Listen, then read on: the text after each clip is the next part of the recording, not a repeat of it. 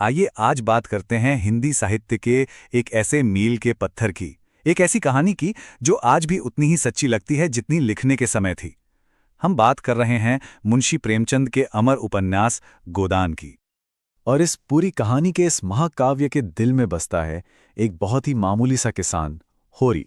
होरी की पूरी जिंदगी, उसका हर एक दिन बस एक ही ख्वाहिश के इर्द गिर्द घूमता है, एक गाय की ख्वाहिश। सुनने में कितना छोटा सपना लगता है ना, पर यही छोटा सा सपना उसकी पहुंच से हमेशा हमेशा बाहर रहता है। और देखिए, उपन्यास का नाम ही है गोदान। गोदान यानी गाय का दान। ये वो रस्म है जो मरते वक्त की जाती है ताकि आत्मा को शांति मिले, मोक्ष मिले। और यही नाम, यही रस्म होरी की जिंदगी की सबसे बड़ी, सबसे दर्दनाक विडंबना बन जाती है। तो इस कहानी को समझने के लिए हम दो अलग अलग दुनियाओं में झांकेंगे, एक गांव की और एक शहर की। हम देखेंगे कि ये दोनों दुनियाएं कैसे एक दूसरे से टकराती हैं और कैसे ये टकराव उस संदेश को सामने लाता है जो प्रेमचंद हमें देना चाहते थे। एक ऐसा संदेश जो आज भी हमारे समाज पर एक तीखा सवाल खड़ा करता है। तो सबसे पहले चलते हैं गांव, मिलते हैं होरी महतो से। होरी सिर्फ एक किरदार नहीं है, वो उस दौर के और शायद आज के भी हर भारतीय किसान का एक जीता जागता चेहरा है। एक ऐसा इंसान जो अपनी इज्जत, अपनी मर्जाद बचाने के लिए, दो वक्त की रोटी के लिए और अपने उस एक छोटे से सपने के लिए बस जूझ रहा है। और फिर एक दिन होरी का वो सपना पूरा हो जाता है। वो उधार लेकर एक गाय घर ले आता है।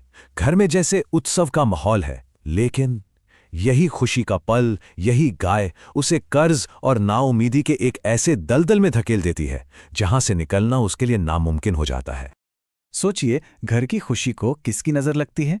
उसके अपने सगे भाई हीरा की। जलन और ईर्ष्या में आकर हीरा उस गाय को जहर दे देता है। और बस यही एक घटना होरी की जिंदगी में मुसीबतों का एक ऐसा पहाड़ खड़ा कर देती है जो कभी खत्म ही नहीं होता। और विडंबना देखिए, उसे अपने भाई को बचाने के लिए खुद को उस पहाड़ के नीचे दबाना पड़ता है। और यहां से उसकी बर्बादी का सिलसिला शुरू होता है।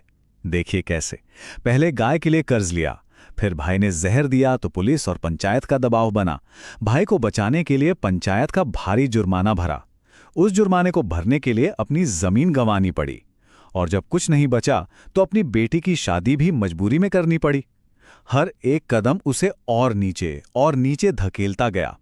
और गौर करने वाली बात यह है कि उसे सिर्फ कर्ज ने नहीं तोड़ा, उसे तोड़ा समाज के उन्हीं ठेकेदारों ने, उसी मर्जाद और बिरादरी के नियमों ने जिन्हें असल में उसकी रक्षा करनी थी। तो नतीजा क्या होता है? होरी अपनी ही जमीन पर एक बंधुआ मजदूर बन जाता है। उसे अपनी एक बेटी सोना की शादी गरीबी में करनी पड़ती है। और हद तो तब हो जाती है जब उसे अपनी छोटी बेटी रूपा को सिर्फ कुछ रुपयों के लिए एक 50 साल के आदमी को बेचना पड़ता है।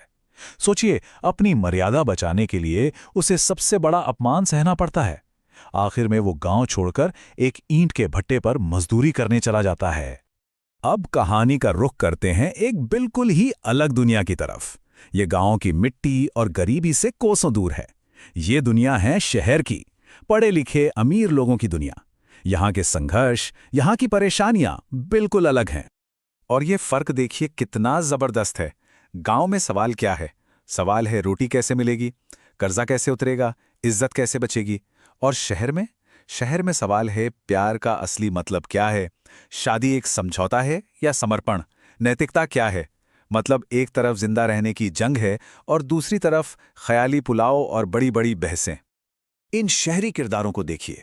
मिस्टर खन्ना एक बड़े उद्योगपति, जिनकी चीनी मिल होरी जैसे किसानों के गन्ने से ही चलती है, पर वो उनका शोषण करने में कोई कसर नहीं छोड़ते। फिर हैं प्रोफेसर मेहता, जो आदर्शों और नैतिकता पर लंबे लंबे भाषण देते हैं, लेकिन जमीनी हकीकत से कोसों दूर हैं। और हैं डॉक्टर मालती, एक पढ़ी लिखी आधुनिक महिला जो अपनी आज़ादी और समाज की परंपराओं के बीच उलझी हुई है। ये वो दुनिया है जहां शोषण पर बात होती है, पर उसे खत्म करने की नीयत नहीं होती।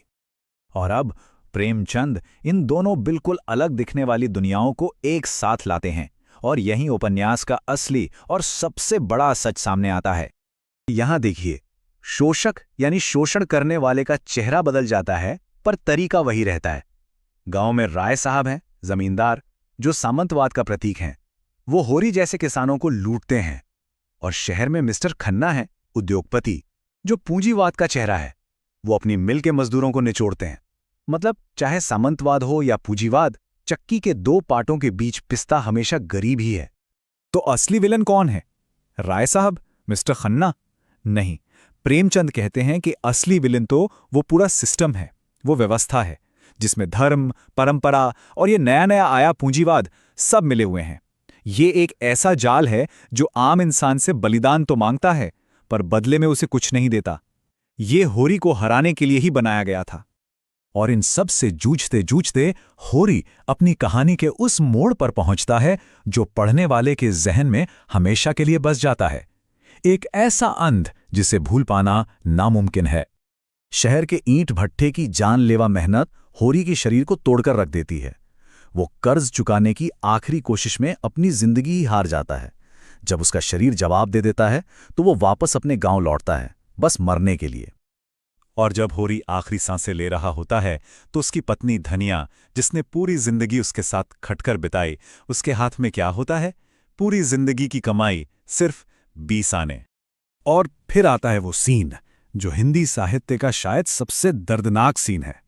पंडित जी होरी के प्राण बचाने के लिए गोदान कराने को कहते हैं।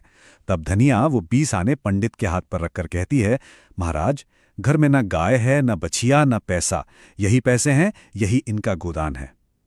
मतलब जिस गाय का सपना देखते देखते होरी ने पूरी जिंदगी गुजार दी, मरते वक्त उसका गोदान उसकी जिंदगी भर की कमाई उन 20 आनों से होता है। उसकी पूरी जिंदगी की मेहनत और ईमानदारी का सिला बस यही था। और यहीं प्रेमचंद हमें एक बहुत बड़े सवाल के साथ अकेला छोड़ जाते हैं।